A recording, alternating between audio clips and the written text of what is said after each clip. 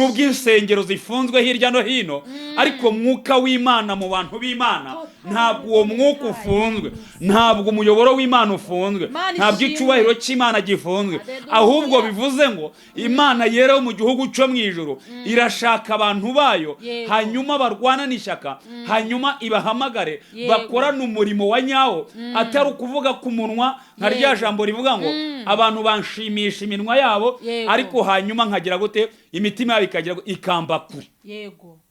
Imana iturinde rero kuyishimisha iminwa cyo kwivuga ku munwa, ahubwo gahunda ni ukuyivuga bivuye mu ndima z'iki z'umutima. Amen. Yesu nashimwe. Imana ishimwe. Buri muntu wese ukurikiranye iki kiganiro, buri muntu wese ukurikiranye ijambo ry'Imana yumve ko intego y'iri jambo ari ugukura abantu mu byaha.